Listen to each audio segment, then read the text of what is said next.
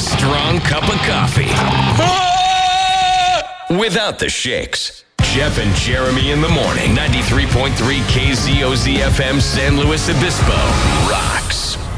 I don't know if it's a strong cup of coffee this morning. I'm moving a little slow, to be honest. What, you did, 17 gigs in 4 days? 5 gigs in 4 days.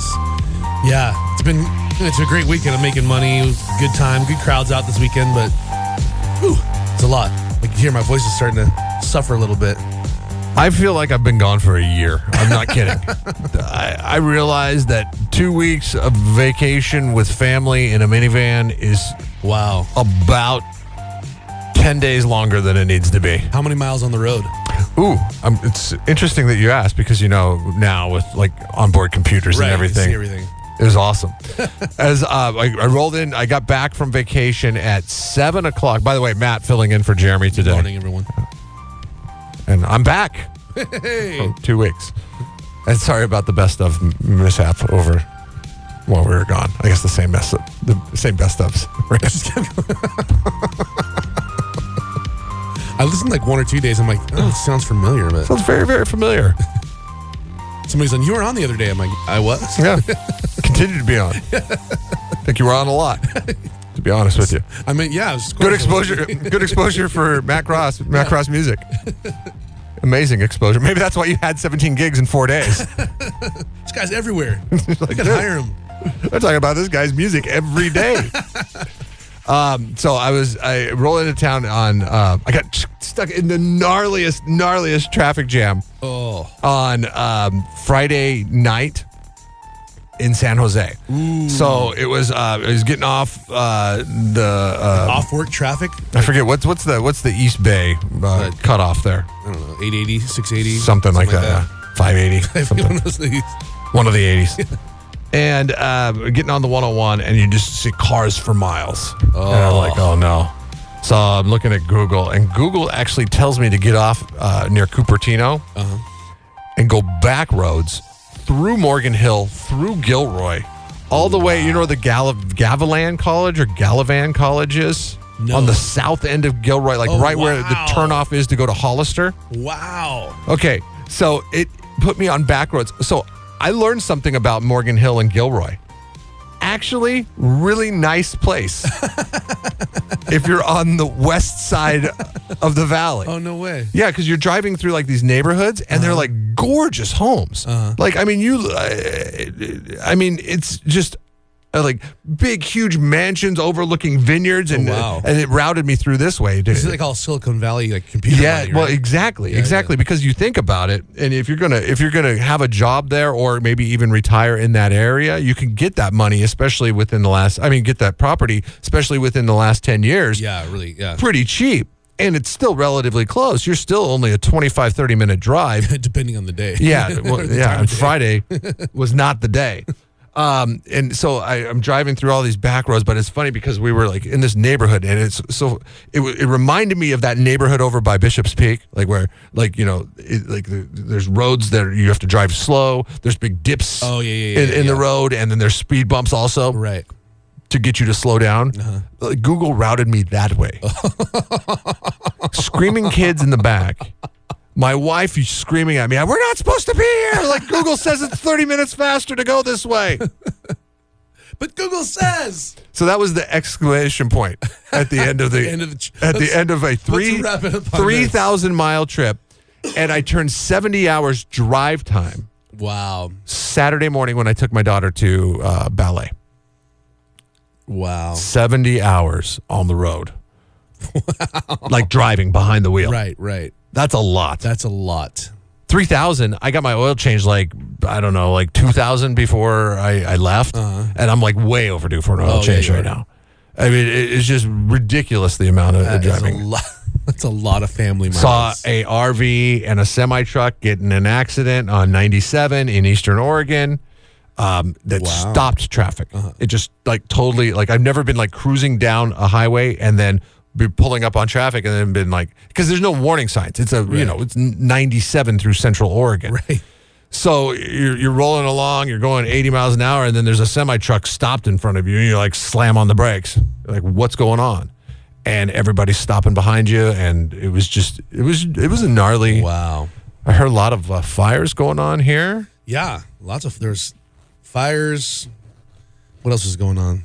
Just a lot of fires, I guess. Yeah, everything was on fire. The summertime. Oh, I got a couple of buddies that are on fire crews, and they're just, they Instagram the fires, like pictures of them like with shovels by burning things. What are your thoughts on somebody that works a job like that and they're Instagramming the fire? Yeah. I mean, do you think that that's sending out the right message because they're keeping the public informed, or sending out the wrong message that they're not picking up a shovel and a hose and putting out the fire? Oh, no, they were working it, but I think it's weird they're so excited that there's a fire. Like, yeah! They get adrenaline rush on that. They do. That's why they do the job. But they they're get pumped jazzed. about it. Yeah. I mean, I have a friend who works for CAL FIRE, and I'm just thinking the whole time, and he's like showed me, it's cool because he's got access to a lot of tools that, we, the public, do not.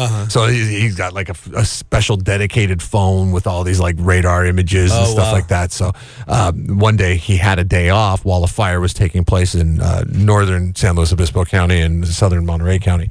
And he's like showing me all the imagery on his phone. He's like, check this out. Oh, wow. He's like, look at this. It's pretty cool. But you could tell that he gets that adrenaline rush. Totally. He gets jazzed about it. And I'm just thinking about him the whole time. I'm thinking, man, he's raking it in right now because they make overtime. Yeah, he's loving it for all this work that they do.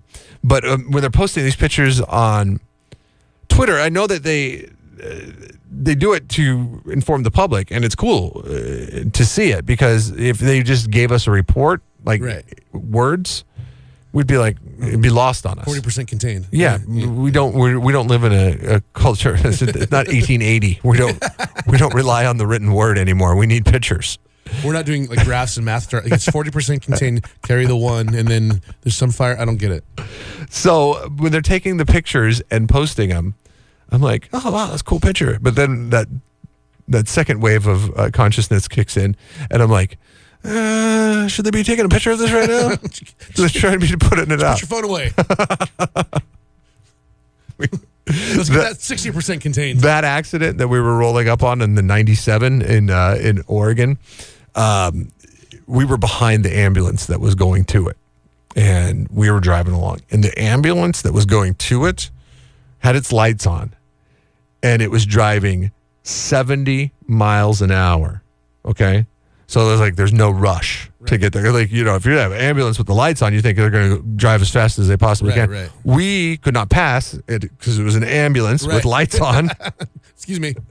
And we're like, dude, is this, are you kidding me? So then my wife starts recording being behind the ambulance. She was driving, being behind the ambulance, and then like taking a video of the speedometer to show everybody how fast she's going. But I'm like, wait, you can't post that. You can't do that.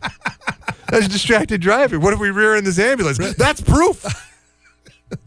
Insurance company will get a hold of that. How pathetic can some people be? I don't know if you guys know this, but this past year, I've gotten very rich, famous, and humble. Thank you. And maybe you caught this. I don't know who saw this. I tweeted out a photo of myself wearing just underwear. Nothing but underwear. Thank you, just the women. No. It's too late, sir. So I tweet out this photo of myself, okay? I'm holding coffee, I'm topless in just underwear, and it goes viral. Like, it was everywhere, every news show, every website. And that's when I learned the word you don't want people to use when a nude photo of you goes viral. Brave? Can you imagine you take your clothes off in front of someone for the first time and they're just like, damn, you look mad brave right now. Ooh-wee. Shorty looks empowered. Like, no. Dumbass of the day. 93.3 KZOZ. Let me take a selfie. This guy's coming, right? What's the 21st? This is the Chainsmokers? Yeah. I never know. Yeah. I actually started covering one of their songs because You have to. He's getting requested, and I was like, "That, yeah." Closer? Yeah. Gosh. That song is so covered. Like, it's got to be the most covered song on YouTube. You really? got to post a video of YouTube if you covering it on YouTube. I didn't see anybody covering Type it. in Closer cover on YouTube just one day, and you'll just be there clicking and clicking and clicking and clicking and clicking. Actually, do you know what is Voice Avenue? Yes. Are you familiar? They just cover songs, right? Yeah. It's just a guy plays guitar, Yes. covers songs. He got the girl from like Modern Family to cover that song with it. It's got like as many views as the Chainsmokers version of it. Does. I'm sure it's better. It actually is. I got to be honest with you. Selfies rule our world, unfortunately. They do. And this happened actually a couple weeks ago, but the footage hit the internet this weekend because it was security camera footage. It was at the 14th Factory Gallery in Los Angeles, which was displaying the Hypercane exhibition by Hong Kong artist Simon Birch. Oh, yeah, I went to that. Oh, you did? No, I didn't. You couldn't have gone to it in the last couple of weeks. The Hypercane? The Hypercane. I don't know what any of that means. Okay, good. Okay. I thought I was supposed to know. Simon Birch, and then there were international collaborators. So there was many artists working on this one exhibition that featured had pillars with little things on top of the pillars, and that was the art. Okay. A woman who is unnamed, probably because of the, I imagine the lawsuit now. Stuff that's going on there legally. She is pictured on the video, which we are working on getting on our Facebook page right now. I don't know what's going on that front, but we'll get it there within the next 5 minutes, I promise. She is in the video positioning herself to get, but the problem is it's a lot of different pillars, so you got to get it all into the shot. Oh, God. So she's trying to position herself to it. To get herself in the picture. Yeah. And then she backs up into one of the pillars, creating a domino effect and knocking all over. I want to see that video. That's got to be so rewarding. She's just like that sense of dread as you realize first that you bumped the first pillar and you're like, no. You're like doing that thing where you're trying to grab it and hold it. It weighs 500 pounds. And I'll just stop it. It just slips your reach. And then it knocks over the next one? Well, that's the thing. You've got that horror, and then the next moment is, it's going to hit the next one. And then the whole picture coming to you like what you just did. It's like 3 levels of just, your stomach dropping. The video was posted to YouTube on Thursday, and it caught steam over the weekend. Somebody who claimed to be a friend of the artist is the one that posted the video to YouTube. That's so funny. Spokeswoman for the 14th Factory Gallery told CNET that 3 sculptures were permanently damaged and others incurred varying degrees of damage, adding up to about $200,000. The gallery did not say whether or not the damage was covered by insurance. Well, the artist who made it is a living artist, correct? Yes. So just remake it. Yeah. You can just redo it. You're an artist, right? I don't know, dude. I put like my daughter had this like Lego set. It was Friends. Do you know what Friends are? Very comparable to this. Yes, I'm with you. I'm following you. So Lego's got something called Friends. Yeah, I just bought some for my girls. Okay. And they're the girl designed Legos. So we got the ice cream truck. Nice. Ice cream truck with the ice cream patio that goes with it. And which was probably only $200, $300. No. This one, believe me, I'm not much of a Lego spender. No.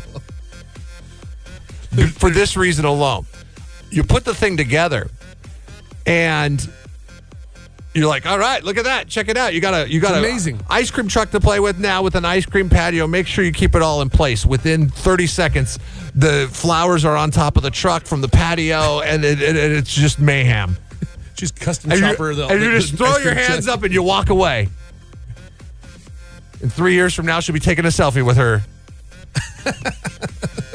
Destroying artwork. Oh.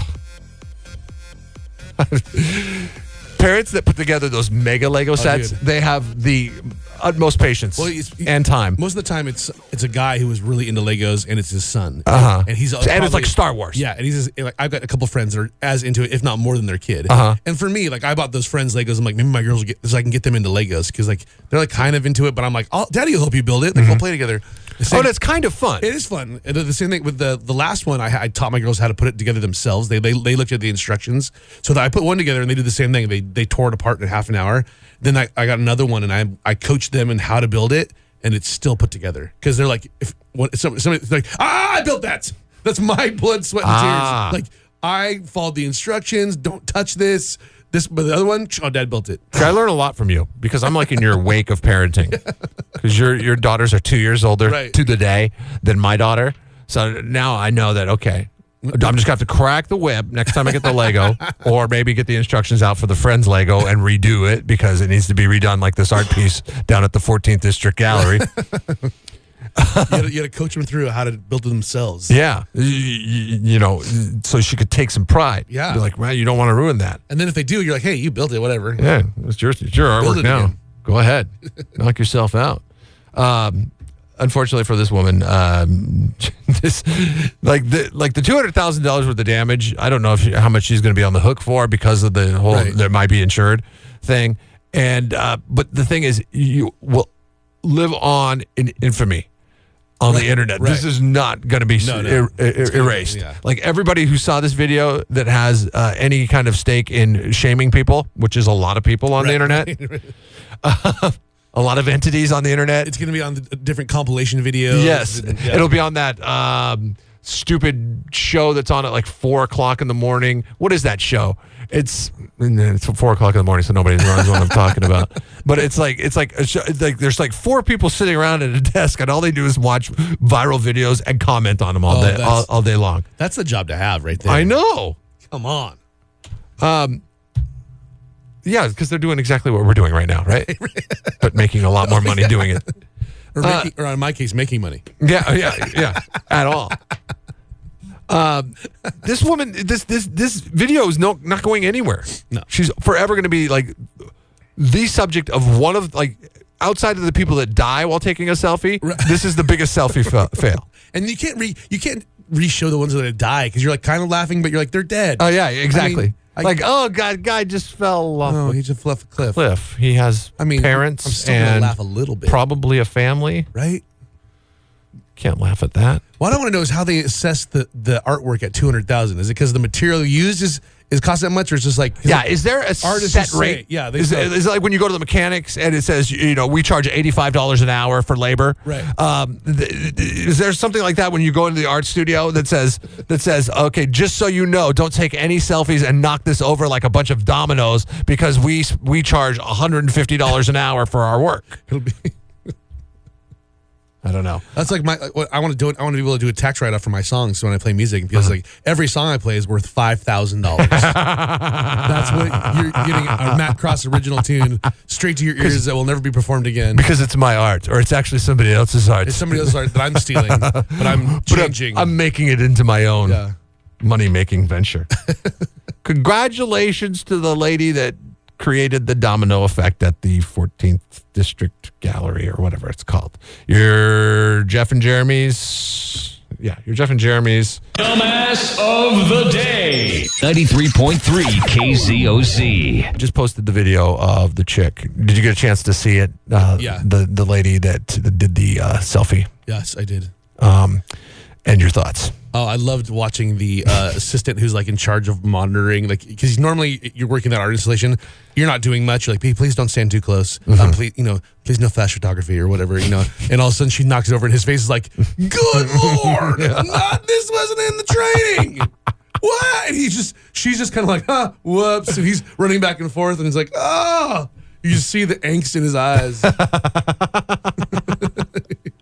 And he knows he's losing his job as a result of this, too. You just have to watch this art installation. No one will even get near it. Don't even worry about it. It's not even a big deal. So the domino effect that she set off a domino effect in that guy's life. Now he can't put food on the kids on the table for the kids. It's just it's ridiculous all the way around. God, this is classic, right? She like squats down by it. I mean, it makes me almost think that it's fake. Well, and granted, there are a lot of fake ones, but that one, I don't know. There's enough. That's the thing with videos today. You don't know. Like the guys, like the people walking around freaking out after it happens, and then the way she tries to like pick it up and be like, "Oh no, it's fine, everything's cool here." Nothing to see here. I'm just going to stand this one back up, and then she realizes there's 17 more knocked over behind it. I'll just get each one. It'll be okay, right? Yesterday, I was at the Renaissance Festival, and was there. My daughter's friend's mom was towing her friend and her son, who's a little bit younger, in one of those collapsible wagons. Do you have one of these collapsible wagons? No, we did. Oh. We had different forms of wagons, but they're all done. What age do you ditch the collapsible wagon? When we were like walking, I was like, no, we're done. So when you have the collapsible wagon, can't you repurpose that? Because you're a musician, you do a lot of gigs. I don't think we had a collapsible. I think we had more like kid like radio flyer, like plastic, but not the old school cool radio flyer. Right. I would repurpose that, like the pink one with flowers on it. Right. I'm not going to take that to a gig. I mean, I would. The plastic one. Yeah. With the canopy. Yeah. Exactly. Little fold down seats. It costs them like $2 to make, but they charge you $130. Yeah, exactly. Love that one. So she's towing this collapsible wagon through the Renaissance Festival, and the wheel catches this guy. I don't know if he was doing chalk sketches or what they were. Maybe I don't know what the medium of the art was, but the wheel catches the frame of I think it was a picture of Jack Sparrow or something. Because it was Pirate Day. It was Pirate Day at the Renaissance Festival, so he had to roll out all his Jack Sparrow stuff.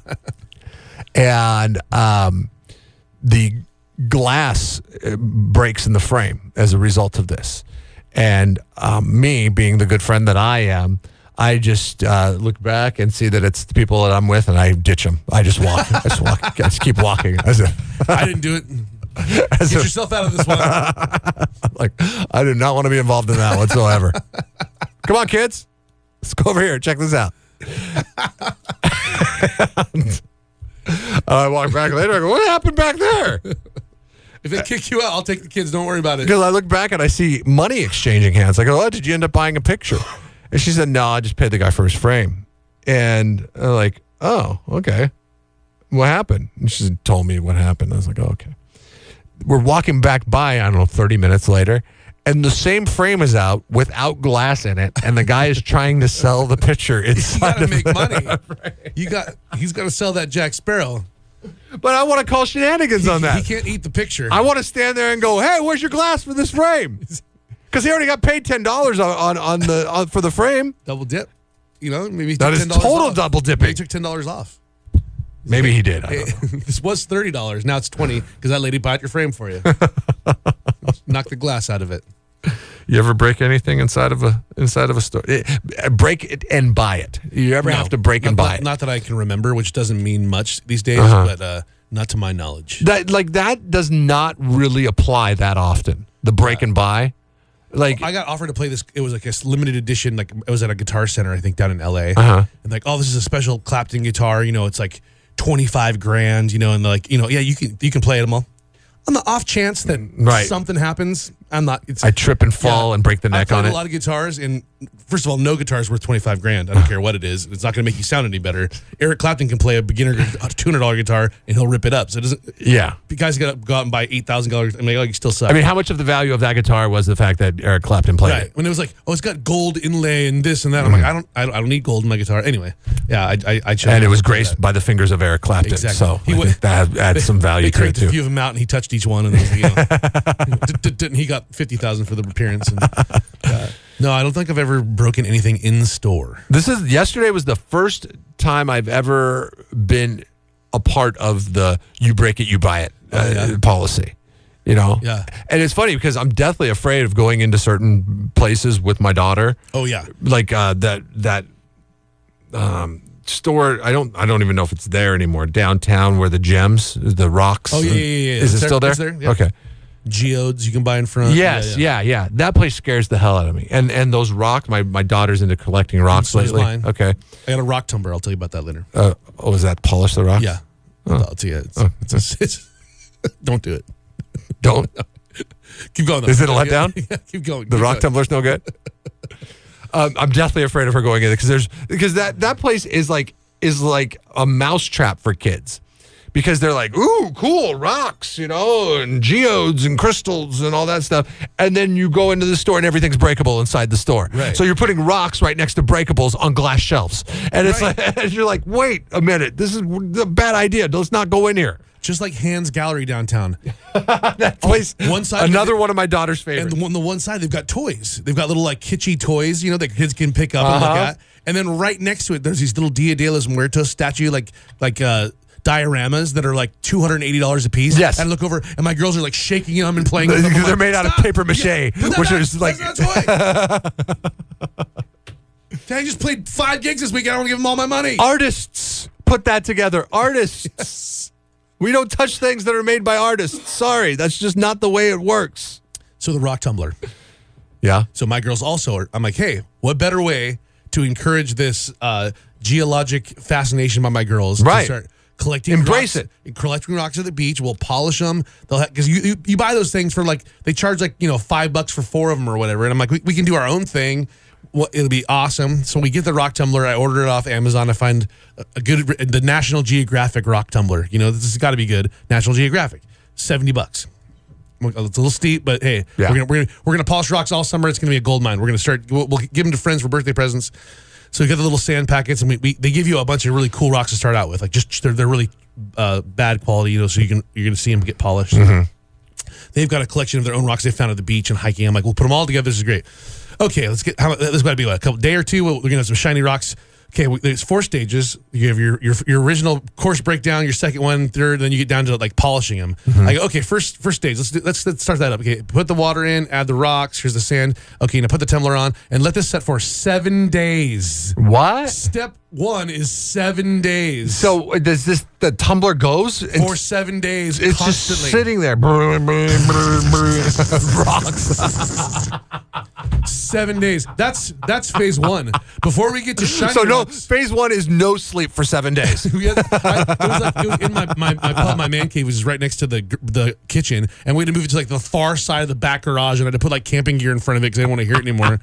That was phase 1. We started this whole thing early June, I think. We're not done. Oh my God. We're in phase 4.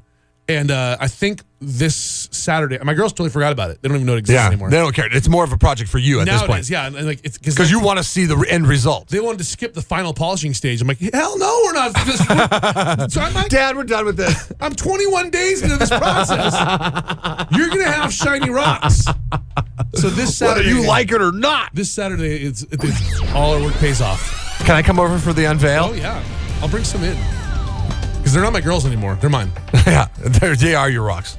That is your project now. Jeff and Jeremy in the morning. 93.3 KZOZ rocks. When you remedy the sunburn, what is your go-to? Is it aloe? Yeah, I'd say aloe. Do you get the sunburn? No, my wife's super. I don't know how your wife is with sunscreen with your kids, but since now, anytime we go out, we're lathering up the kids forever, and so you don't forget. She puts it on me at the same time. Oh, of course I take while you have it out type thing. But I take a whole bottle. I got a lot of space to cover, and so it absorbs a lot, and she gets over it sometimes. But my wife is mostly Italian, so she's got very Mediterranean skin qualities. True. That has been passed on to at least my daughter. I'm not sure. The jury's still out on my son, but to my daughter, so she tans very well. But she also gets flushed when she's out in public. And people, because she's running around. Like yesterday, for example, she was running around chasing the pirate with the balloon sword, trying to whack the pirate. This is your daughter, not your wife. Yeah, okay. At the Renaissance Festival. And she's red in the face, but everybody thinks that she's sunburned immediately because she's red in the face. But she was actually sunburned days before that. No, she's fine. We oh no, that's from Wednesday. We neglected her a few days ago. That's from Wednesday. I don't know what you're talking about. I kid.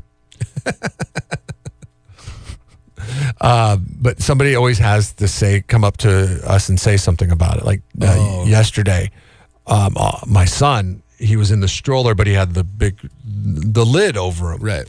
And his little toes were poking out in the sun at one way that we had the stroller positioned because it was facing the sun.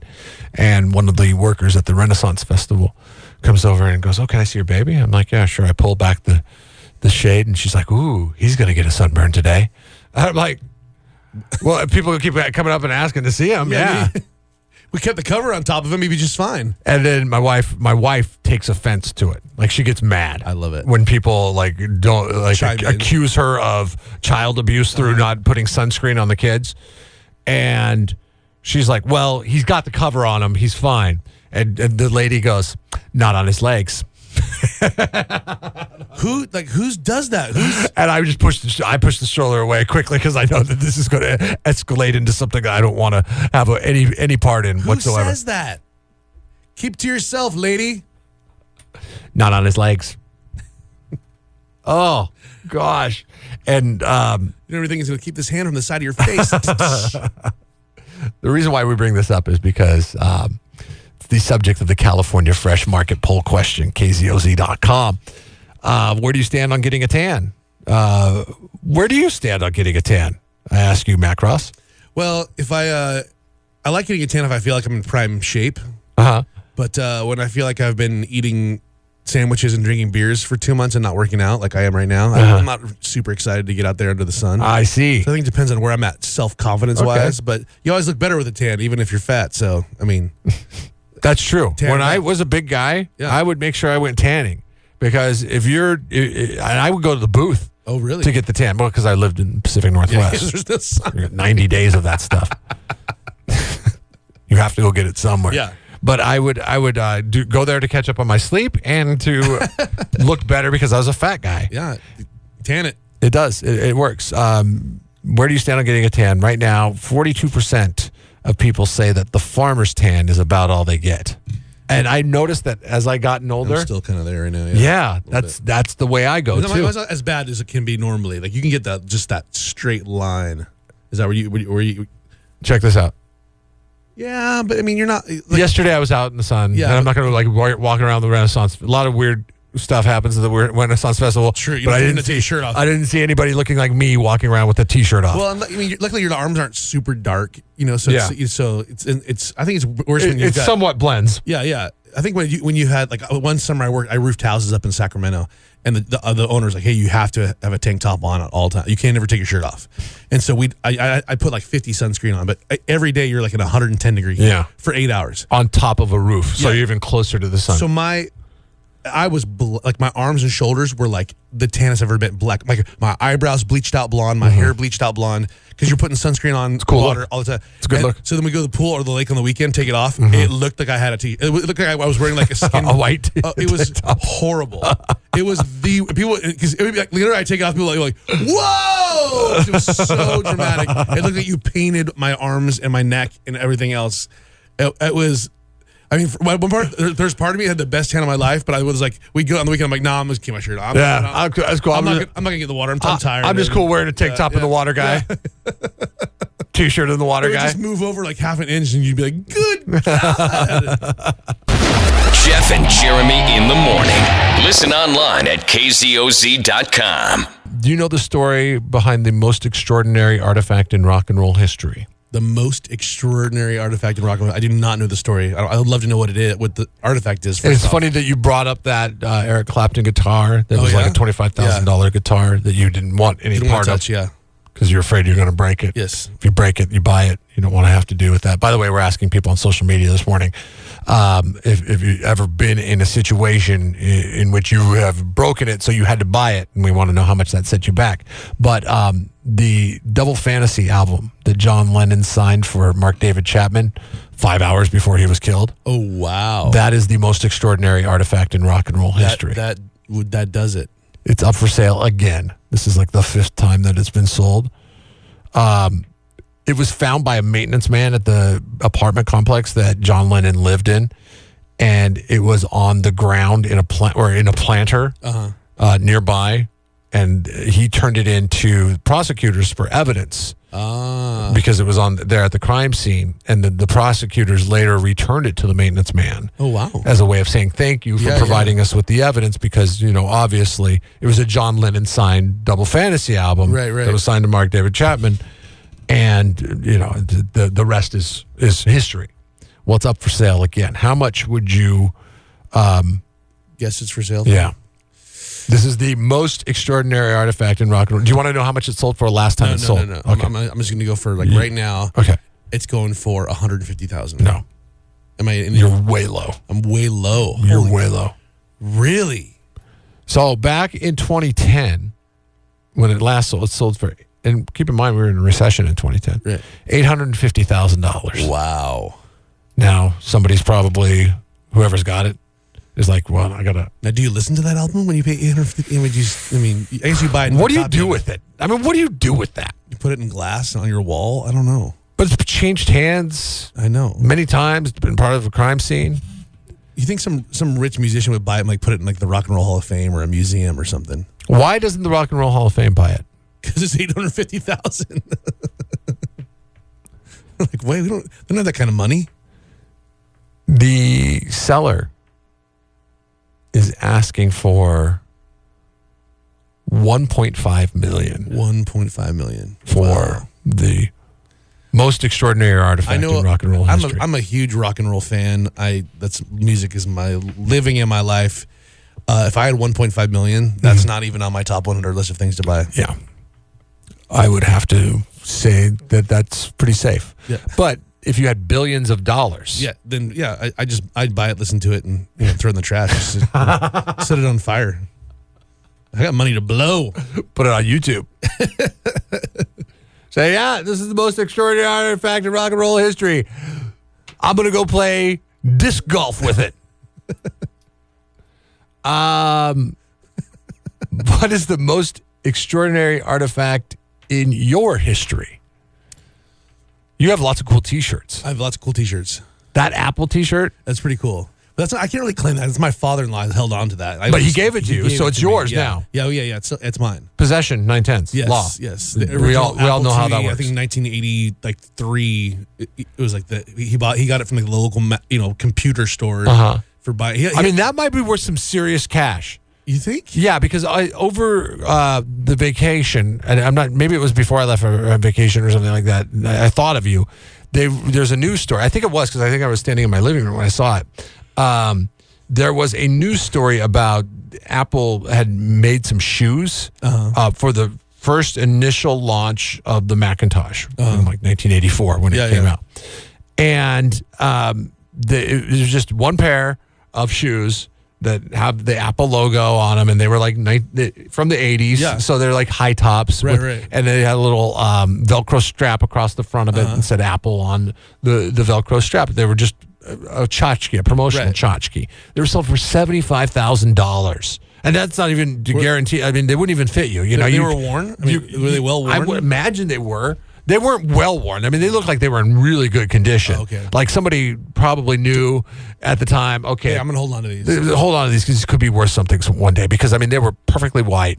I mean, the colors were there. There was popping. There was no grass stains from mowing the lawn on it or anything like that.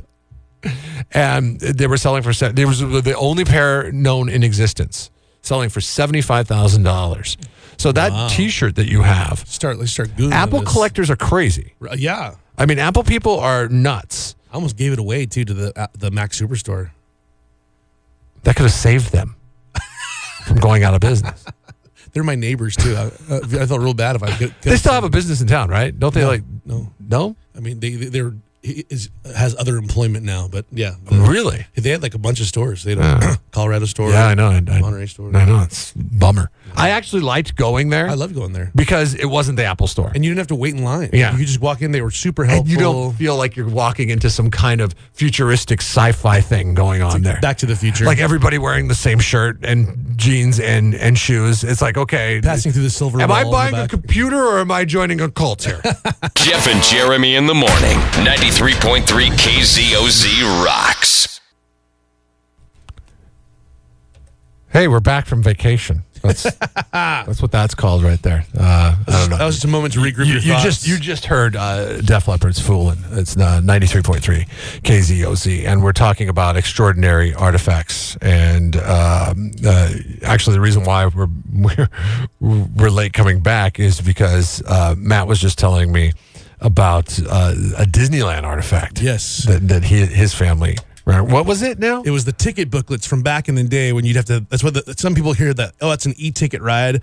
Most of you kids don't know this stuff, but us older people know that you should have to have tickets for rides. Even when we were little kids. Well, hold on a sec. Now, you never did the tickets? No. I went to Disneyland once when I was in 5th grade. I do not remember. The only thing I remember was getting lost during one of those damn parades that they have, because they have like everything 7 parades a day. And I got lost during one of those parades and having to go to City Hall. And it was like one of the most traumatic experiences of my life. Because I remember my mom married this guy that I didn't like. Uh-oh. It was a stepdad, I was convinced, and the way your 5th grade mind works, that he was trying to get me out of the picture, and that this was the part of the extravagant scheme. Nightmares coming true. Fly me to Southern California, leave me on Main Street, and then take off. I was convinced. So that's what I thought as I was sitting there at City Hall. I think 1985. I'm not sure when they made the full transition.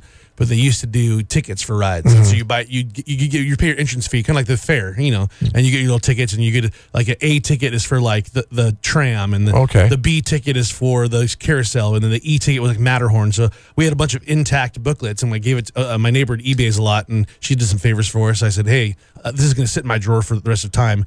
Try and get some money for it. But I thought I was hooking her up. I thought she was going to make $1,000 or something. Yeah. I think she made like $50 off of them or something. Wow. It wasn't as exciting as I thought it was going to be. Probably a lot of people sitting around with those booklets because so many people went to Disneyland. Exactly. What was the thought process in that from a Disneyland standpoint, though? You're making more money. You hand the ticket, the ticket book out, or you sell the ticket books out. And then you just tear off the ticket and give it to the ride when you get on the ride. But was that to kind of even, because obviously Matterhorn back in the day was like the draw. Ride. Yes. The draw. And if you were selling these booklets of tickets, you couldn't just go and go and go. So it helped control crowd. I mean, why don't they go back to that? I know they should. Because it's, like when that remodel of the Tower of Terror, which is now the Guardians of the Galaxy. Yeah, the Guardians of the Galaxy. When all they did was put a new face on the outside of the building. It was a 5-hour wait. 5 hours. Yeah, 5 hours. There were people posting pictures of the line, and the line had gone all the way back to the entrance of California Adventure. It's a 90-second ride, right? Correct? Yeah. I believe it's a 90-second ride. And because they just wanted to say that they wrote it on the first day that it was the Guardians of the... Oh, my gosh. Disneyland people are nuts, man. They're nuts. Wow. Morning, KZOZ. You're not a Disneyland person, are you? No? What's that? Is this Sherry? This is Sherry. Hey. I remember those e-ticket rides. Those are awesome. Oh, yeah? What were some of the first 100? I was one of the first 100 people to go on the Matterhorn, and it was really fast. They actually had to slow the ride down. How long did you wait? Oh, my gosh. Jesus. About 2.5 hours, I believe. That's not bad for the regional Matterhorn. Well, you're one of the first 100, though. You're the first 100. If you said I'm one of the first 500, then that means you were probably a 5-hour wait, 6-hour wait. Yeah, well, some guy had a heart attack on it, so they actually slowed it down. It was really wild. It was really fast. One of the first 100 riders on the Matterhorn had a heart attack, and it's still there today? Yeah. Awesome. I'm surprised. It's still going. Well, they slowed it quite a bit. They slowed it, I think it was like 30 miles an hour down. It was really crazy, but it was fun when we went on. We were scared. We were very scared. Scared for your life, literally. So, oh my gosh. So Double Fantasy is selling for, or the owner of Double Fantasy, the one signed by John Lennon before Mark David Chapman killed him, and it was actually given to Mark David Chapman, selling for $1.5 million. What is your most? And it's being called the most extraordinary artifact in rock and roll history. What is your most extraordinary artifact? It just really isn't too extraordinary, but it's along that same album line there. I was looking about 6 months ago through some stuff in the garage, and I found an old Velvet Underground and Nico album that had the original Banana. Oh, yeah. On the front. That was, the famous artist, Warhol. Who did it? Sorry? Andy Warhol. Yeah, Andy Warhol. And it was unpeeled. And I thought, well, let's put it on eBay, and I'll see if I can get maybe $100 for it. And some guy in Austria sent me $500 for this. Nice. Awesome. Nice. Yeah, all the way in Austria. Well his name is Lothar. That's cool. I got some records in my garage I think are worth some money, but they're probably only like $20 or something. But Yeah, but $500, I thought that was great for Nice. the banana field. Yeah. And I do have a ball that I found, and it is signed by the entire Dodgers team. Ooh. Like 86, and it's got Tommy Lasorda and Dusty Baker and Ron Shea. There's some fans that pay some money for that. So I think they were in the World Series like 89. Yeah, do you think I should sell that or what? I got Reggie, Rudy Lott, all the old guys on it's here. up to you. Me, I have no personal interest in sports whatsoever, so I would sell that thing in a heartbeat. Yeah.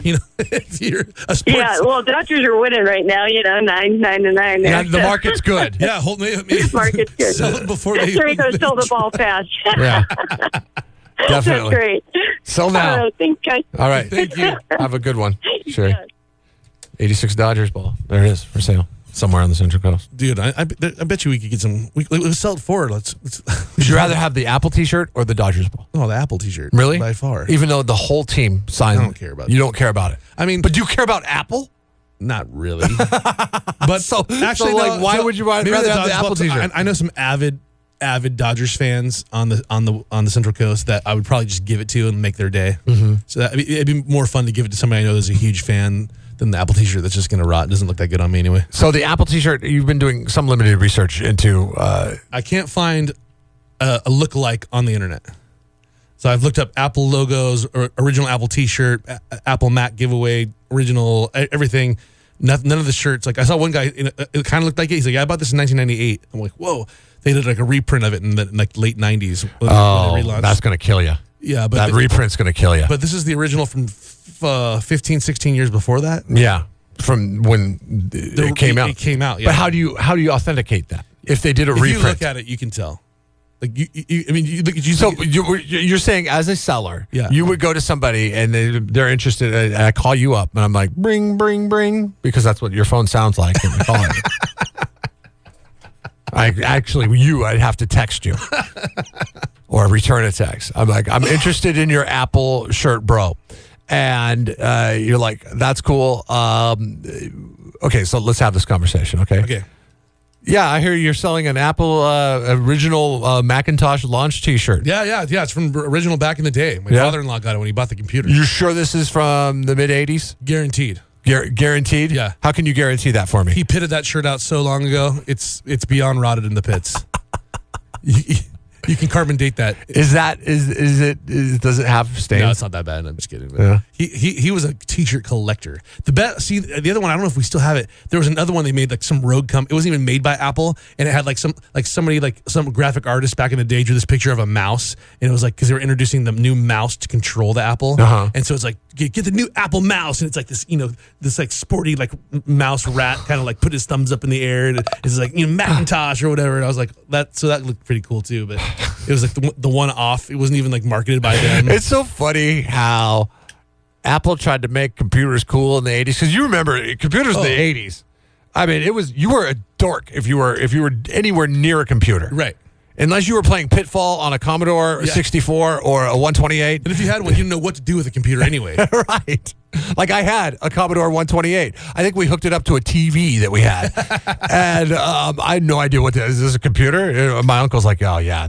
It's amazing. They're coming out with something called an Amiga, and it'll blow your mind. It's got a screensaver on it. I'm like, what's a screensaver? He's like, they'll make it so your monitor doesn't get that, imprinted Burned stuff. in. Yeah, the burn imagery. I'm like, so? Who cares? It's just like nerds were into computers in the 80s. And that's probably why these t-shirts are probably worth money. My father-in-law was like the outdoorsman nerd. Like, yeah. He was... he actually did like a trip log. Like, we're gonna go on vacation. I've got the dot matrix printer. I'm gonna print out. I'm gonna do our trip and figure out how many hours we're gonna drive a day and miles we're gonna cover. Oh, and he was MapQuest before MapQuest. Yeah, here's that's funny you mentioned that, because Jeannie said MapQuest the other day. I'm like, what? She's like, is that not a thing anymore? I'm like, I don't know. Are we looking for the Holy Grail? Like, I just use your maps on your phone. She's like, I was a long holdout on MapQuest. Okay, like when Google Maps came along, I'm like, yeah, they'll have nothing on MapQuest though. MapQuest has been doing this for years. She said MapQuest did. I was like, what? Are we role playing? MapQuest never embraced that navigational side of things. I know. That's what it was their undoing. A gentleman online here says he's got some campaign memorabilia. What is it that you have Billy Beer. Oh, yeah, that Jimmy yeah. Carter's brother made. The what? Billy Beer. There's a joke. They referenced it on The Simpsons. It was like, Jimmy Carter's brother made a beer. Was it like to promote his made a beer. campaign? And what's interesting about that is Jimmy Carter was actually the president that overturned something that had been going on since Prohibition that allowed people to start doing their own home brews legally again. Oh, that's right. Yeah. So That's cool. if it weren't for Jimmy Carter, we wouldn't have all these awesome little homebrew beers here in the Central Coast and all across the country. And Billy Beer was made for the Jimmy Carter campaign? Yeah. Wow, that's pretty cool. Yeah. That is pretty got cool. a signature on it and everything. Is there still beer in it? Yeah. I haven't Sealed. opened it. Oh, and nice. Drink it, dude. God heaven, I don't think I ever will. Got to drink it now. Never. You don't want to be in that bad a place where you're going to crack that open. No, like if I finally decide that life has become too much and I want to go out in a news story, then I'll drink it. That literally would be rock bottom. Yeah, but until then, I'm just going to look at it and think of what could have been. That's pretty cool. That's pretty cool. How do you display it? I just have it on my shelf out of the sun. Nice. Next to some other cool stuff. Yeah. That's cool. But- Matt's like sitting here going, "Oh, dude, I wish I had that for my," because he's got like a little pub in his garage, and he would love to. yeah? He would love that. You want to trade an Apple T-shirt for it? No. Okay. All right. I would if my name were Apple, but unfortunately my name's Bill, so I have to keep it. Oh, See, that's even better. That's even better. Cool. Thanks for the story. Yeah, so Appreciate it. You're welcome. Yeah. It was a nice story. Thanks for listening. Fun Apple fact. Or I don't know if it's Apple fact, but it's Apple history fact. Okay. I was watching Toy Story last night because my daughter wanted to watch it. And in the opening credits, I never really pay attention to the opening credits, but when you watch a movie for like the 50th time, Right. You start to get those little Easter eggs. you're like, what else can I find in this movie? So I'm watching the opening credits for the first time, for the 50th time I've seen the movie. And Steve Jobs is one of the executive producers of Toy Story. Oh, really? His name pops up there. I'm like, what? Oh, yeah. Dude, I think Steve worked on that? I think they bought that animation company. That's what helped reboot Apple. Yeah. It was 'Cause that- Pixar. Yeah. Yeah. Because that came out in original Toy Story. That came out like Oh, it was the 20 years ago? I think it was the first. it was like the first like that. I think it was the level first animation. Pixar Yeah. deal there. But yeah, any headway on the Apple T-shirt? No, nothing yet. I mean, I can't find anything. So I think you're right. I got something, but it's going to be like the condition of this T-shirt. I mean, it definitely looks vintage. I mean, it looks worn. Which could be a benefit. Yeah, but so I think I would seem. I mean, I think maybe I could get like $100 for it, $200 for it, maybe from the right person. But at that point, it's like, dude, it was owned by my father-in-law who's since passed, and it's a really cool T-shirt. He's a really cool dude, so I might want to hold on to that. Maybe the winner of this morning's Properly Chill with 805 beer would be willing to trade their prize that they win. Is that $200? Well, if they win the grand prize, that's a $200 Firestone gift card. It's a grand prize. Yeah, plus a special tour and tasting for 4 of the Barrel Room I wouldn't trade it for that. at Firestone Walker Brewing Company. You wouldn't? No, I mean it's a great prize, but I mean I would hold on to that because I would hold on to it. You want to hold on to the Apple shirt? Yeah, Really? yeah. You think that thing's worth that much or more? I mean, Possibly. I only let it go if it was worth like $1,000 or more. Dude, I'm a baller. I wear $800 T-shirts. you're all in on the Apple Macintosh T-shirt. It's a T-shirt. It's cool. It's a T-shirt. It is a T-shirt. Coming up, your chance to tell us how you properly chill. Actually, phone line's open now, 543-3693. All you got to do is tell us what you do for a living, what you do for fun, why do you love living here on the Central Coast. This is basically just us celebrating our lifestyles here on the Central Coast. That's good celebration music right there. This is good celebration music. Properly chilling. Mike D would like this music. How do you properly chill? You were just telling me that you have 1 day a week off from now until like the end of the year. So on Tuesdays. It's my date night. Tuesdays is date night. We have a sitter every Tuesday. And that's how you properly chill? So I properly chill. Huh? Good food and some drinks with my wife. Although I got to like not drink any alcohol for a couple weeks because. So you can't have an 805? I cannot have an 805. because of the vocal cords. Trying to, save the voice. I can't believe I can talk. I sang, I don't know how many hours in the last 4 days. Are we doing damage to your moneymaker by asking you to come in? I mean, you're drinking coffee right now. I know. I give myself rules. I don't necessarily follow them. Oh, okay. Yeah. I'm going to lie if I'm not going to go to the Elks today and have a drink by the pool. I'm just saying. Right. You're like, I shouldn't drink alcohol. So if I keep telling myself that I don't drink alcohol, then I'll be fine. Even if I slip and I drink some alcohol. I'm cutting back. Yeah. But I don't know. Yeah. It's not really happening. We're giving you a chance now to win some 805 gear. And we're asking you, how do you properly chill on the Central Coast? Hi, who's this? Hello? Hello, are you there? This is Kevin. Hi. Hey, Kevin. What's happening? How do you properly chill? Out on a golf course with about a 6 or a 12 pack of beer. Yeah? There you go. 6 or 12? Like, how does that work? Okay.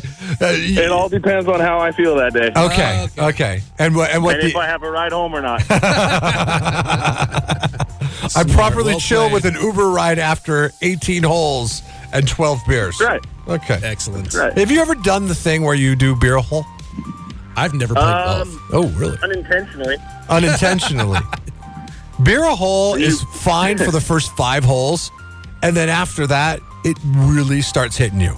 Yeah. Yeah, you kind of slow down, and you end up in the bushes a lot to relieve yourself to de-beer. I'm going to assume that your game goes down a little bit. But if you there's that fine line. When I get a nice buzz, it's usually I'm at my peak. Yeah. As a fellow golfer, and I have you ever wakeboarded? Yes. Okay. This is the only thing I can equate drinking while playing golf to is wakeboarding. Interesting. Is when you get up on the board for the first time and you've got to stay steady on it.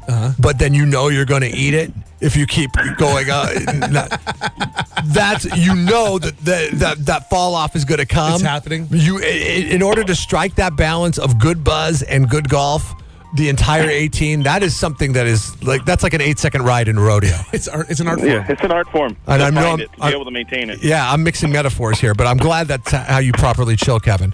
And you've won yourself an 805 prize pack from the good folks over at Firestone Walker, and you're in the running for a $200 gift card and a tour and tasting for 4 at the Barrel Room at the Firestone Walker Brewing Company in Paso Robles for properly chilling this morning, okay? All right, thank you. All right, hold on the line. We'll get some information from you. When you do the brewery tour, doesn't it with the expectation that there's going to be some beer consumed afterwards? I would assume. We used to hit up the Rainier Brewing, which is this is before, Wow, Rainier. Well, this is before microbrews were the thing. And really, we would go on the tour on Friday afternoons just to hit up the tasting room before going out.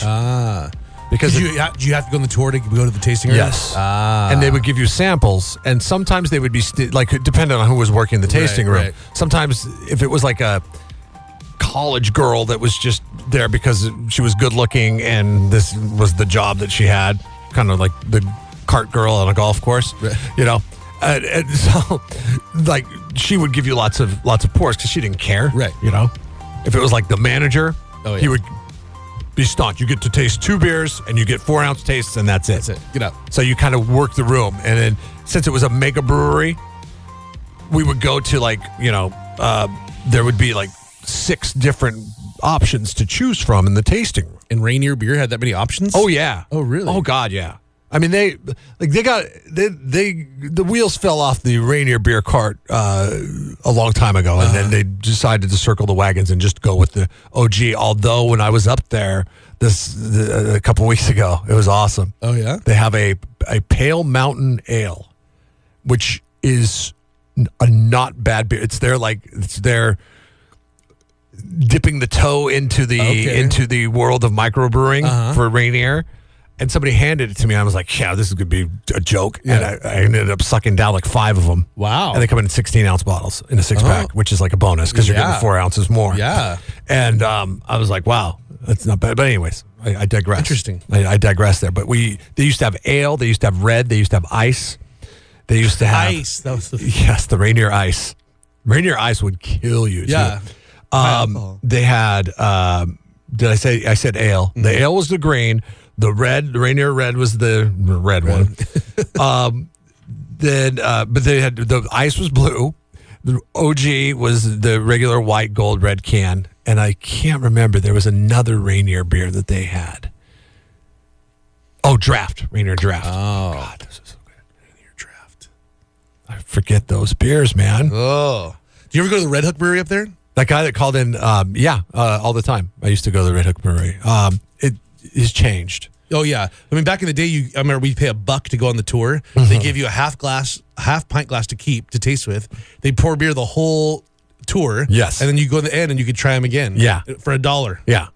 And they give you a postcard you could mail to a friend. Yes. And they paid the postage. Yeah. The best dollar you ever spent. So when you go, if you win the grand prize of the $200 gift card and the special tour and tasting for 4 at the Barrel Room, the tasting part of it right there.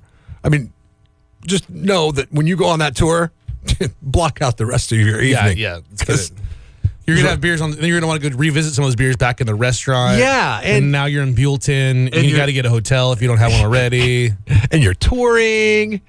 I mean, once you go on that tour, you feel like you have some kind of connection, and you feel like, well, I got to really know what I got. I got to leave here knowing these beers. You got to do some R&D while you're there.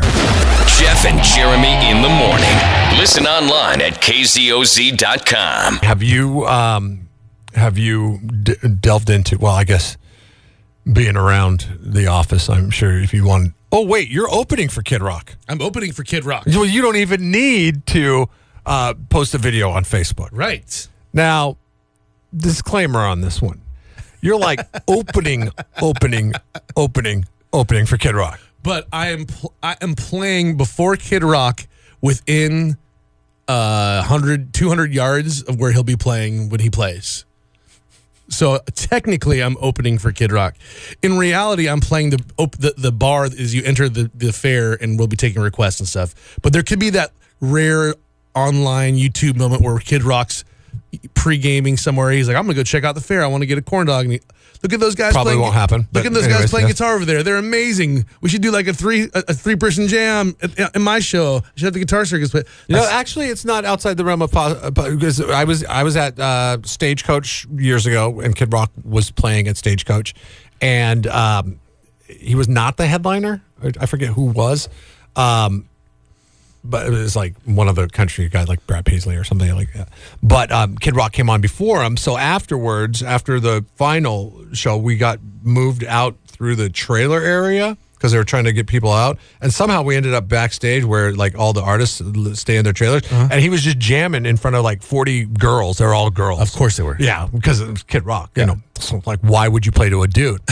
And there's like 40 girls just sitting there listening to him play acoustic guitar as he's eating shrimp. Right. So I walk over and I grab a shrimp off the table, and some security guy goes, "Hey, what are you doing here?" I said, "I'm just sitting here listening to this guy play guitar." And I said, "This guy." So you got to get out of here, dude. And I was like, "Okay." So I took just one shrimp. Took the plate of shrimp, and we walked away.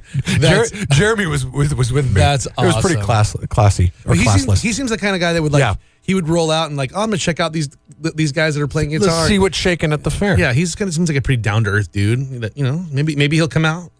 Maybe we'll do some cowboy. So if you open now, I went and saw. Okay, so there was it was a concert with Rat and Poison. Poison was the headliner.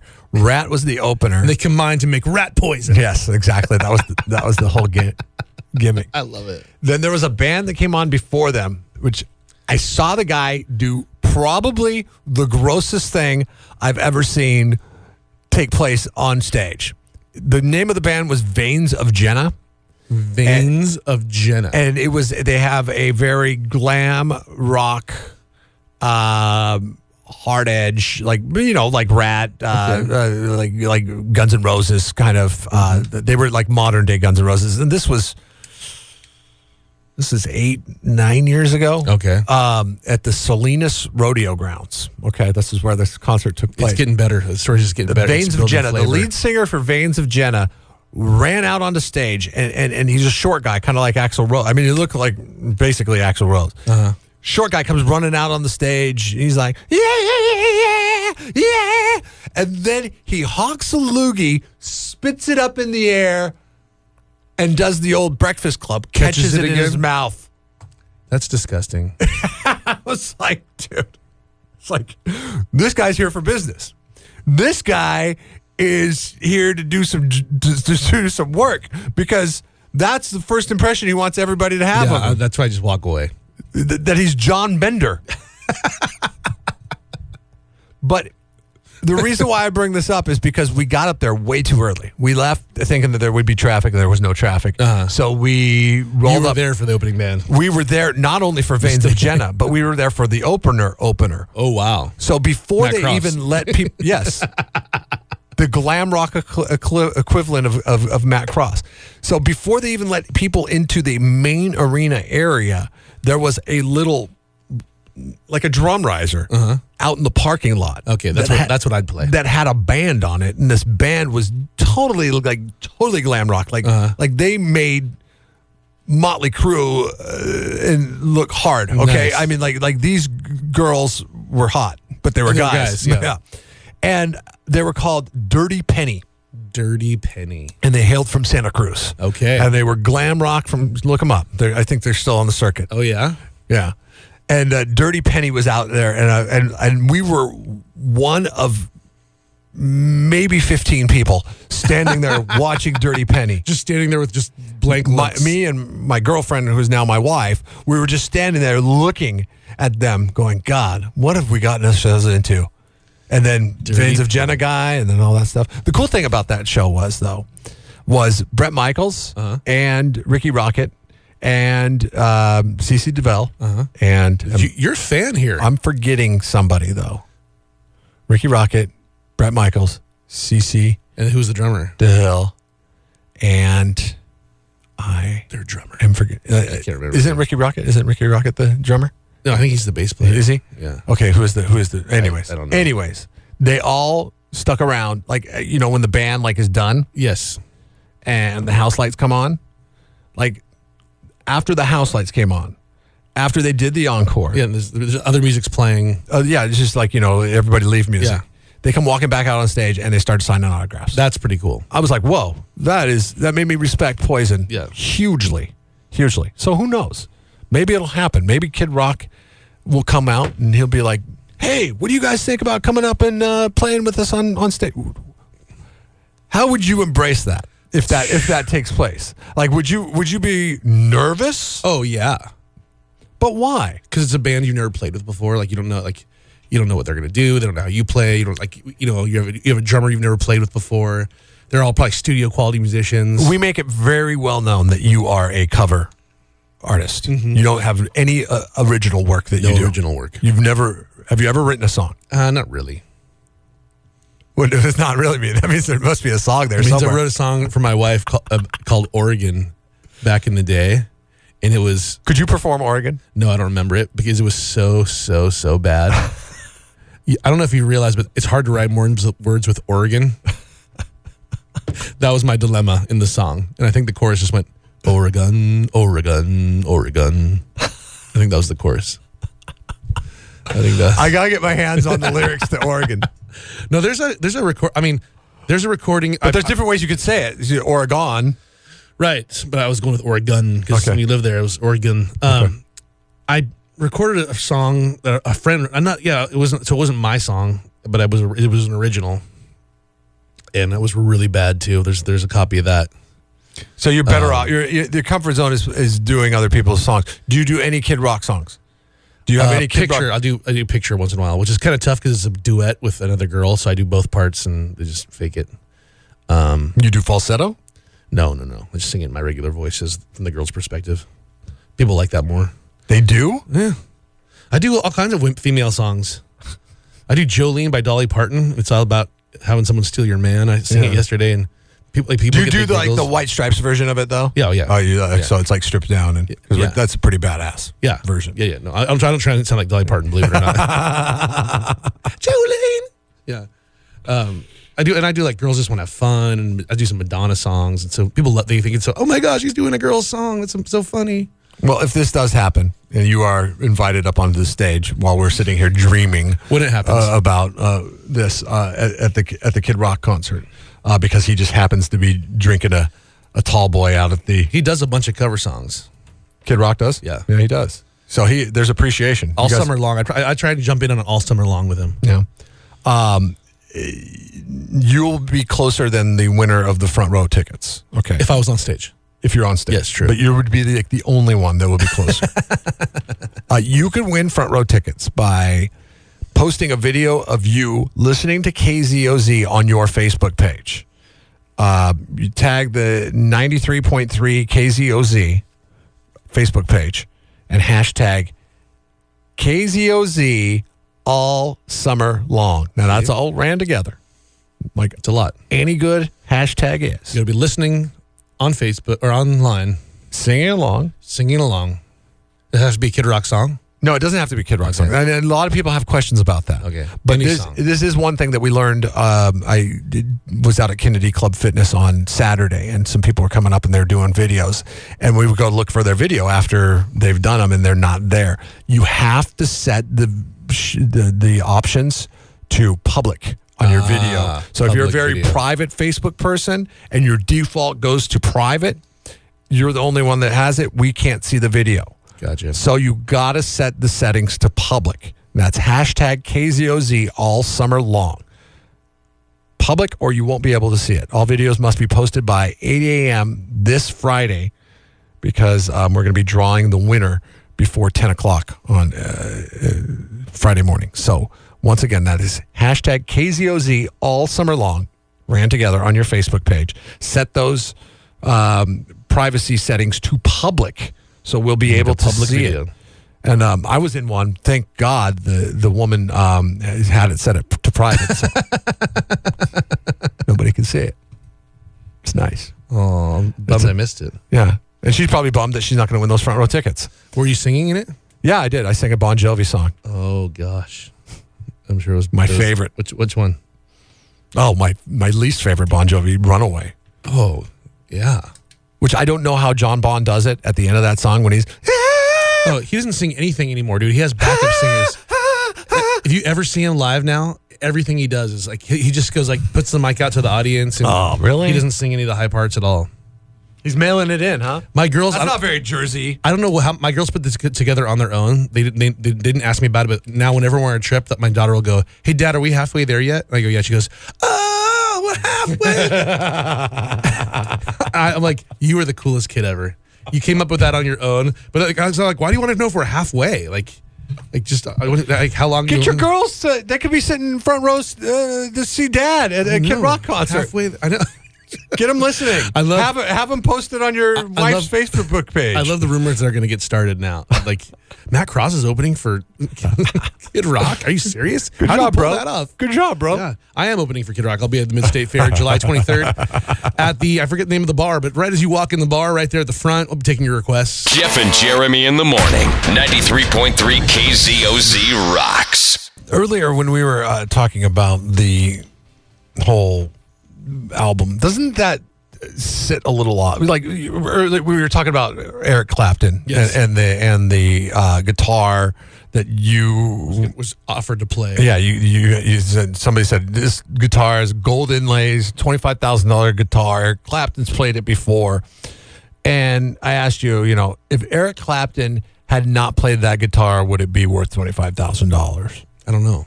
Probably not, right? I mean, they probably tacked on an extra $5,000 for Yeah, that. exactly. Isn't it a little sickening that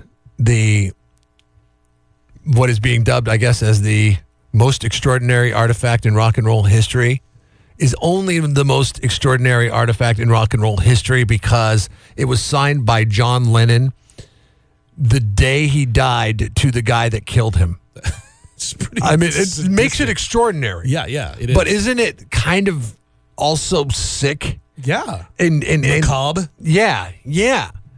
And the fact that I mean, like, if it was just the album on its own, right, it would be worth $30. If that. It's not a very good album. Yeah. Exactly. No, you're right. I mean, if it was just the album on its own, maybe a little bit more because it was the last album. But I mean, it's not that extraordinary of an artifact. Right. There were millions of them pressed. It's more the situation. Yeah. The situation that lends to the whole thing is what makes it worth $1.5 million, True. which involved probably the most iconic person in rock and roll and his murder. Yes. Okay? Which is weird. Yes. Super weird. So doesn't it kind of not sit well that that's worth $1.5 million? It definitely makes it, you're glorifying the guy, the actor. Yeah. Like it's like saying, hey, if I'm going to go out, I might as well take out a rock star with me. So Mark David Chapman is like, he killed John Lennon, and he's like, well, yeah, I killed John Lennon, but you know, the album that he signed for me that day, it's fetching $1.5 million today. I left a pretty significant impact on this world. That's the last thing you want to tell that guy. Is he still alive? I think he is, yeah. Dude, if I were him, I'd be buying if he's probably still in jail, but you start buying old John Lennon albums and signing him himself and start selling them for like $10,000 a pop. I got a John Lennon album signed by the guy that killed him. It would work. He'd make money. Don't do this. I'm not promoting it at all. It's a horrible idea. Yeah, don't do that. Whatever you do. I guess he is. He's still. You'll just have to keep making money by opening up for Kid Rock this Sunday at the Mid-State Fair. Opening. Pre-opening the fair that's hosting him later on. He last was denied parole back in August of last year.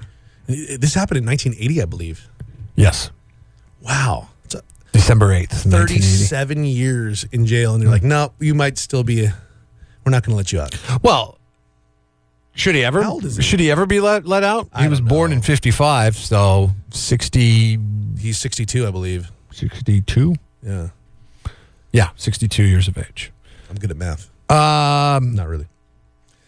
Maybe you should. I don't know. That's such a weird moral thing. Like, do you spend the rest of your life in jail? Do you not? You took someone else's life. You know, it's a moral question that everyone we start getting 1,000 phone calls if we opened it up. But yeah, maybe he was just doing it so he could sell records for $1.5 million later on. He's mentally insane, right? And he did it because like the voices in his head told him to. Yeah. So probably a good idea to keep that guy monitored and locked up. Absolutely, because you don't want a repeat performance. Now, if it was like you're in a you don't want this happening to Justin Bieber or anybody. So it's an accidental. Whoever the John Lennon equivalent is today. I'm going to go out and say that Justin Bieber Probably is not it. the John Lennon equivalent of today. Probably I'm not not giving it. him that credit. Yeah, that's. I would not want safe to say. anybody to kill Justin Bieber. A smack in the face might be. I mean, he may be well deserved, but So it makes me wonder what the powers that be have in mind with OJ Simpson. And I don't know if you've been following this at all, but traffic wants to chime in. he's up for parole. OJ is? Yeah. And that parole hearing's happening on Thursday. Aired on TV. Of course it is. Because that's ratings gold, OJ Simpson. And I mean, really, you can't argue with that notion. Since wasn't American Crime Drama or whatever, what was it, American Crime Story on FX, which was the OJ Simpson story, which was horrible acting. Everything that's ever been done with him, including his own acting, is horrible. Yeah. Maybe a Naked Gun. Naked Gun was funny though. That was funny until he killed his wife. It was no longer funny. Oh. Like the Naked Gun franchise was like, dude, we could have been playing on HBO and Showtime forever. And you had to go and ruin it. Done. It's like the Cosby Kids. The Cosby Kids are like, they just can't stand Bill right now. Because they were raking it in. Malcolm Jamal Warner was like, just, pardon the pun, killing it in syndication. And now he gets nothing. Now it's done. Now it's nothing. This is going to be big time deja vu because this is like, how long ago was it? 95. Yeah, 95. 100 million people watched. The car chase? No. The trial. When he was the hearing, the verdict. Yes. 100 million people tuned in. You remember where you were when you heard the verdict. Do you remember where you were? I was living at a camp up in Northern California in the middle of like 600 acres. So you didn't have to worry about the television? No, not at all. I was at camp when I heard that that Magic Johnson had HIV. Oh. My girlfriend at the time, I was a camp counselor. It was doing like the high school thing, and he'd made the announcement earlier in the week, but we got shut off to all electronics and everything, some news of the world because we're up at the camp, and they had Family and Friends Day on Thursday, and my girlfriend came up and she's like, "Did you hear about Magic Johnson?" And I was like, "Well, no." OJ Simpson. I was in business. It was called. What was it called? Business math. It was some kind of community college low grade math. Yeah. That was all my math classes. And the math teacher, he didn't care.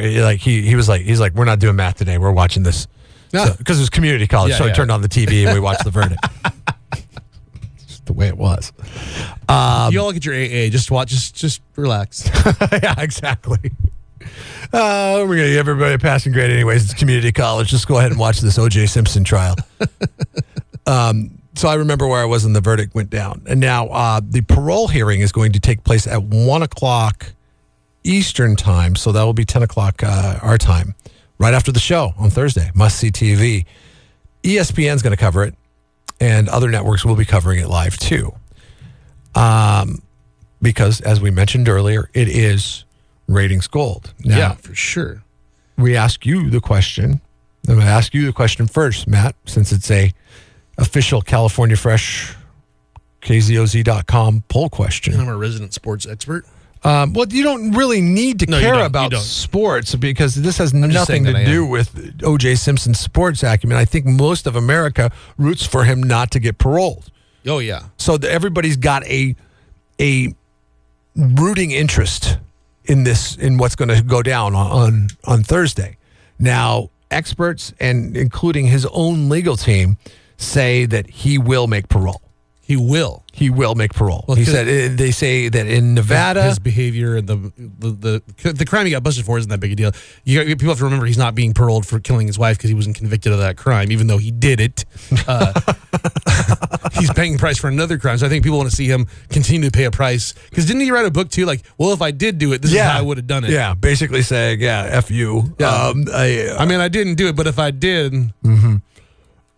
Parole in the state of Nevada is really based on how you behave in prison, and his lawyer during the 2008 trial that actually his lawyer didn't do a good job, so I don't know how reputable he is, but he says by all accounts he's been a model prisoner and he will make parole on Thursday.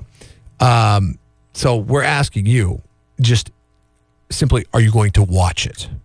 Are you going to watch? No, I'm not going to watch it. It on Thursday, 10 o'clock. What are you doing 10 o'clock on Thursday? 10 p.m.? 10 a.m. 10 a.m. I will not be watching that. Hopefully I'll be at the gym.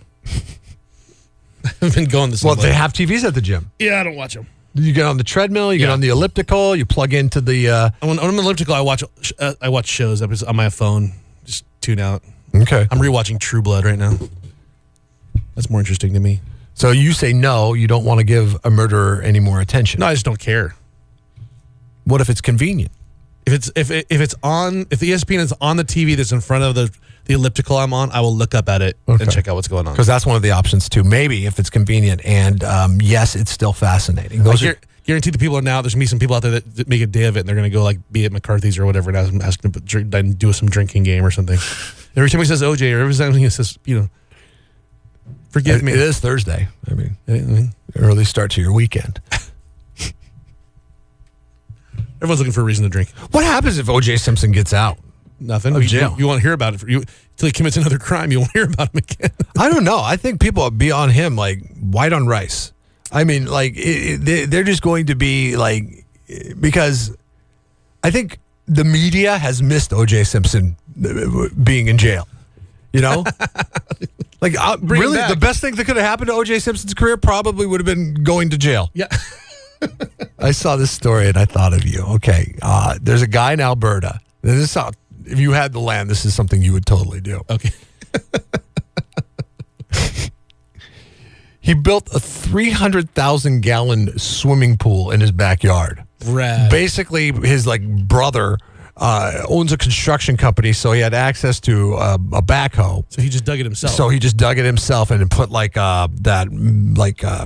polytarp liner okay, so it's in like it. a real pool, like not like a concrete pool. Well, it is. He does treat it with chlorine. Okay. So the water's treated so it doesn't get stagnant and, Right. have all kinds of problems. Gross, Especially with Alberta, I believe if you don't put chlorine in the water, mosquito would be just ridiculous. Like your neighbors would be really mad at you. And so he's treating it like a pool. And the pool measures 90 feet by 70 feet. So it's large. He's got like his relatives pulling up to this thing as if it's a lake. And they have like RV camp spots there to the pool. Yeah. That's like they're so camping rad. out at the pool. Yeah. It's pretty cool, actually. And I just thought, how much did you spend on your pizza oven? Why do we got to talk about that? Because it's funny to me. More than $100, but less than $5,000. It was, so you spent $4,000 something dollars on your $2,500. $2,500 on mine. Okay. And I don't know what this guy spent on his pool. I'm sure it's more than our house remodel. Yeah, so it's no longer pizza. And now I've got a $300 pizza. But you bought the portable. The Uuni. The Uuni. Okay, so have you got this yet? I got Have it. you taken delivery? I have received it. I made pizzas at my house, and I took it camping. Okay, I want to was review. The most popular dude at the campground. Okay, I want to review on the Uuni pizza oven. Does it work as good as the $2,500 model that was at your house that you used to have to throw wood into? It works better. It does? Yep. This is the wood pellet pizza oven. Yep. It costs $300. $300. Yes. It's called the Uuni. They should be giving us a free one right now for talking about. They it on the air. should, But and maybe we'll send this to the folks over there. I use Traeger wood pellets. Uh-huh. So they're pretty cheap. Literally. So you're not having to go chop wood. I don't have to buy Throw wood into the fire, let it burn for 4 hours. Literally 3 or 4 hours. I would buy a cord of red oak and be burning oak in it. So you get, which is pretty expensive. a giant bag of pellets, which is like $18. Mm-hmm. Couple handfuls in this little tray in the back. Light it up. It's ready to go in 7 minutes, and you can make pizzas in literally a minute. And how do the pizzas turn out? Do they turn out just as good as your $2,500 pizza oven? I mean, if I had them both side by side, you probably couldn't tell the difference. Really? Yeah. My old one might have a little bit more like oak smoke to it because it was a big wood fire oven, but not $2,500 worth of wood smoke. You can go get some liquid smoke. And literally, like, put it in there. I put the pizza in. I was like, I had people counting out. I'm like, put the pizza in. I'm like, count to 20. Everyone, like, 1,000, 2, so we got to 20, turned it around, count to 20 again, pulled it out. Perfect. Done. Pizza's in 1 minute. Yeah. And what's the temperature it gets to? It's like 850 degrees. Is it safe to be around? Yeah. I mean, did you put it like on the picnic table while you're camping? Yeah. And it worked? Yeah. When it's fired up like that, you can put your hand underneath it and it doesn't feel warm. Wow. I mean, I wouldn't touch the outside of it. You could eliminate your fingerprints if you needed to do that, but So what does this mean for the person that is contemplating the $2,500 permanent pizza oven in the backyard? It's smaller, so you're only making pizzas that are about small to medium sized pizzas, which is fine when you're cranking them out that fast, that many. You can't make the pizza like the dough and the toppings and all that stuff fast enough to where unless you pre-make them. And for whatever reason, most people get retarded about. I worked at 2 different pizza places in high school, so I can put the doughs out relatively easy, make it round, but I'm like watching other people. I'm like, it's not that tough. It is tough. Everyone. I didn't work at a pizza place, and it's tough. I'm telling you, it's tough to make pizza. We'll come over and we'll make our own pizzas. I'm like, just let me make them because you're going to make them lame and they're going to be all weird shapes. And so where do you get the dough? I just go to Trader Joe. I mean, I'm going to start. So there's a guy on the Central Coast, Drew Beardfoot. He's Drew Beardfoot. I think that's his name. Is it Barefoot or Beardfoot? Okay. Because you just say it fast, so you don't have to get it right. His Instagram is like the opposite of what his. Anyway, I think it's Beardfoot. Okay. Which I should know because I've known the guy for a while now. He is trying to make real dough from like Napoli, like the really thin crust dough. So I'm gonna start because I like that kind of pizza, that really thin. I don't like a super doughy pizza. Cooks up quicker too. Yeah, and so he's been experimenting because who has time to wait 45 seconds when you can have it done in 30? No, I just like I don't like to eat that much bread. Yeah, I like the pizza, but so I think I'm gonna start experimenting, making my own. But Trader Joe's for $1 a dough ball, it's super easy to do. So you spend $8 on dough. I mean, literally, if you don't want to get extravagant with toppings, you just want to do like cheese and like pepperoni or margarita or style pizza or whatever. For like $15, $20, you can make pizzas. I mean, you can make more pizzas than you could eat. Yes. Starts firing them out.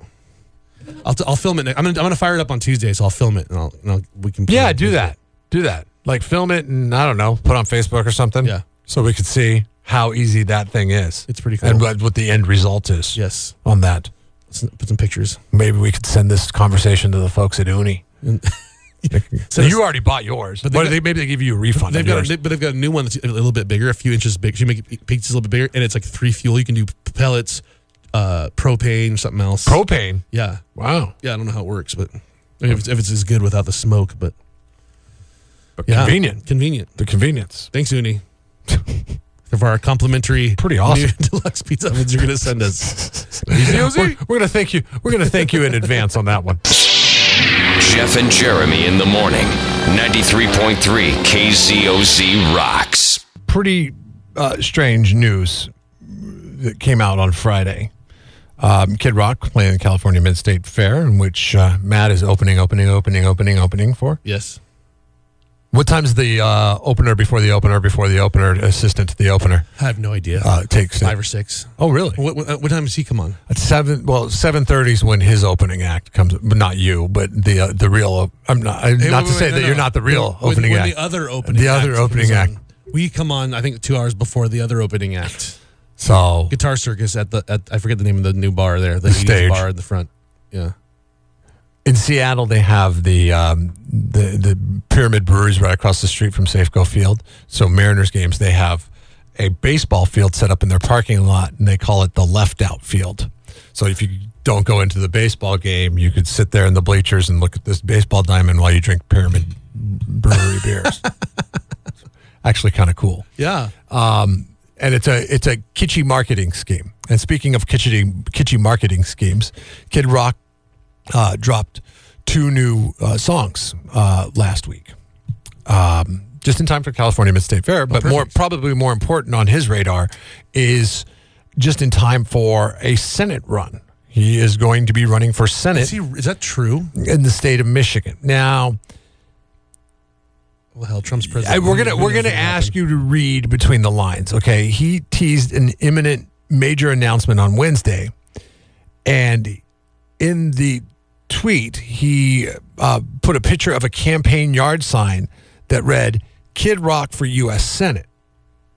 All right. Do you run under your legal name or do you run under Kid Rock on that one? You wouldn't run under Kid Rock. If he can win a Senate seat as Kid Rock, that this country's got 5 years best left. If Kid Rock, hold on a second. You're talking about the guy that you're opening for. Yeah.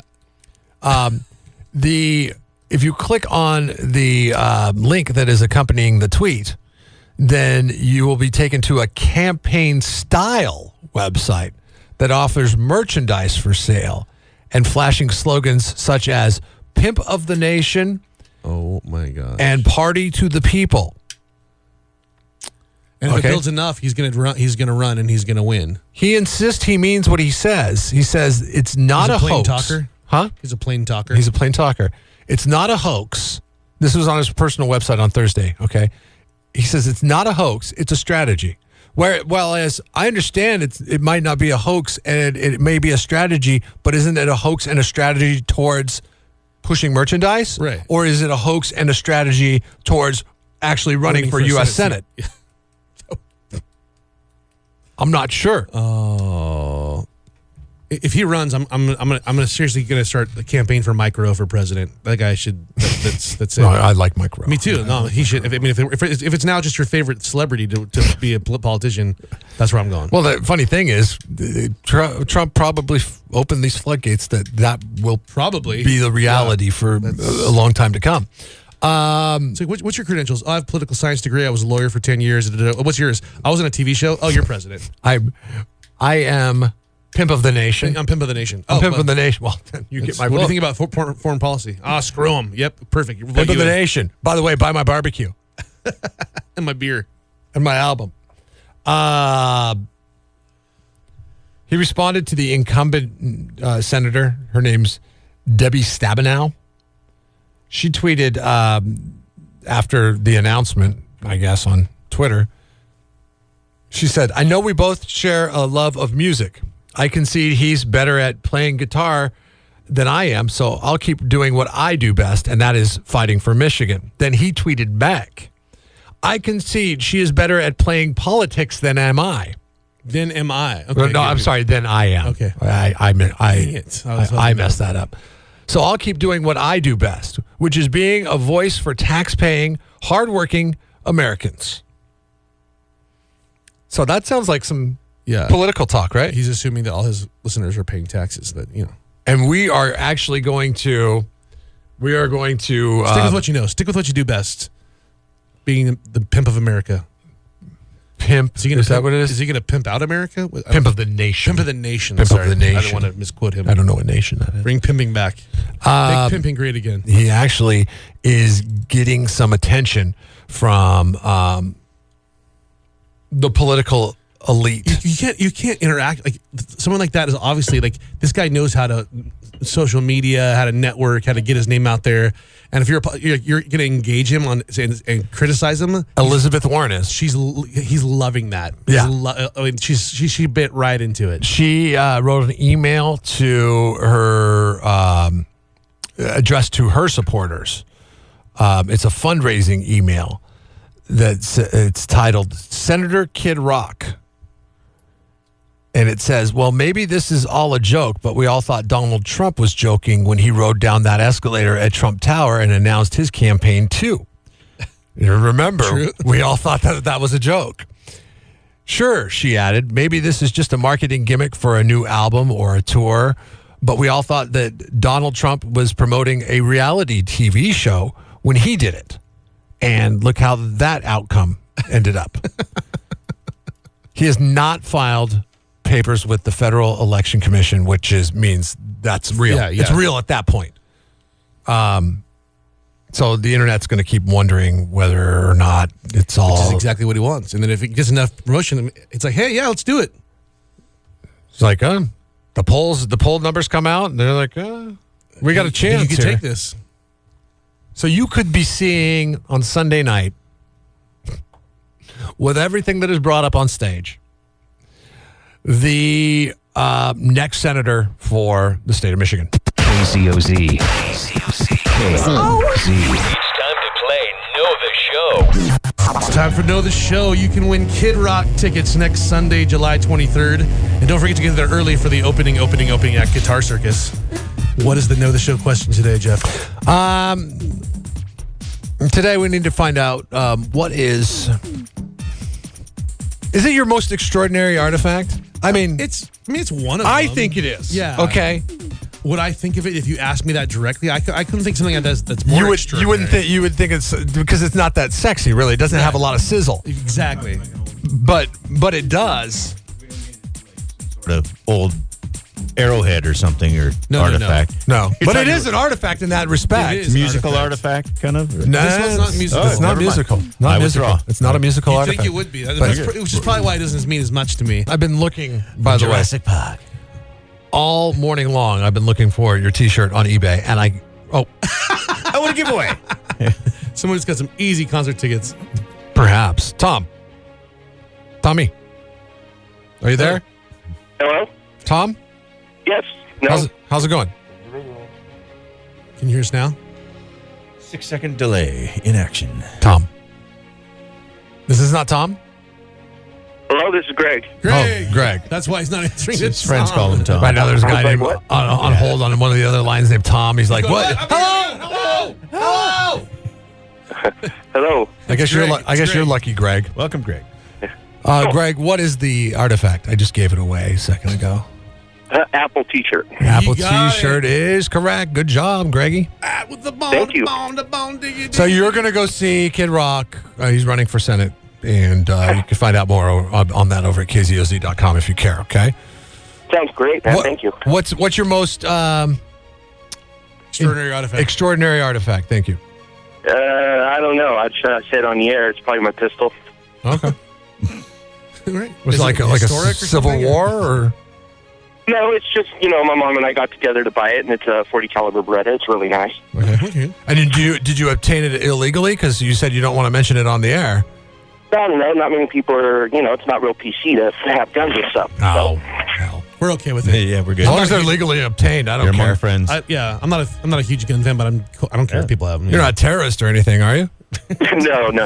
It's paper. You got me. I am. He sounds like a safe, law-abiding citizen. You're good. You're I'm a good. terrorist. You're I'm calling in to Greg. win Kid Rock tickets, okay? I mean, chances are you probably own a gun, all right?